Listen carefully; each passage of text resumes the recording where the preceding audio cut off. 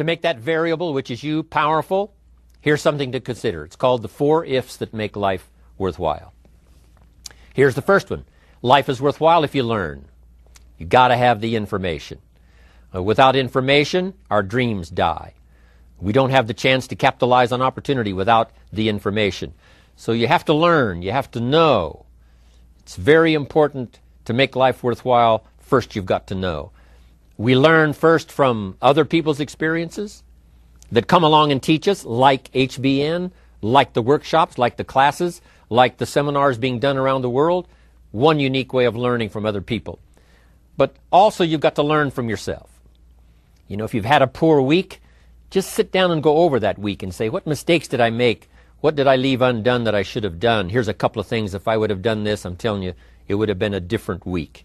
If you'll treat it that serious, you can learn whatever it takes to make your life worthwhile. Next, life is worthwhile if you try. You got to do something with what you've learned. Put it to work. We can share ideas all day long, but they have no power to create an organization. The ideas have no power to build a city, no power to conquer disease, no power to bring health, no power to change people's lives unless the ideas are put to work, unless somebody makes a phone call, unless somebody conducts a meeting, unless somebody talks person to person, unless somebody writes a letter, unless somebody takes action. Ideas are neglected. They gather dust. They serve no purpose. So life is worthwhile, first of all, if you learn, and second, if you try.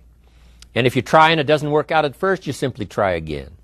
There's more than one way up the mountain. There's more than one way to solve the problem. Try it again. Next, life is worthwhile if you stay. You just have to hang in there. Life is like seasons. You plant in the spring, but you don't plant one day and reap the harvest the next day.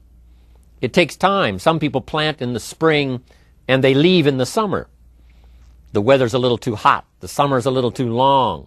You know, the bugs are a little too ferocious. The weeds are everywhere. But you have to learn not only to plant in the spring, but to stay through the summer. It takes time for someone to change. It takes time for someone to comprehend. So you have to have the patience to stay in the field until finally the harvest comes. And you got to have that kind of patience with yourself, right? You can't learn it overnight. You can't accomplish it overnight. But just as sure as the sun keeps rising and the seasons keep changing, your life can take on new dimensions of opportunity if you stay. You've got to stay until the game is finished. You know, what if the team is behind and they finally decide, hey, we're not going to win this game, so we're out of here. And they leave the field or they leave the court. See, we would run them out of town. If you've signed up to play the game, at least stay until that game is over. You don't have to play another game, but if you're signed up for this one, stay until it's finished. So, learn to stay. Learn to hang in there. Through the dark times, through the tough times, learning how to stay. That's part of being a leader. That's part of you being the variable. While others leave, you stay. While others have such a short list, they say there's not that many reasons to stay, they leave, you stay.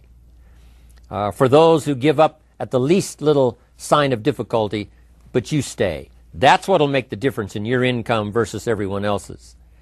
Your ability to stay and see it through.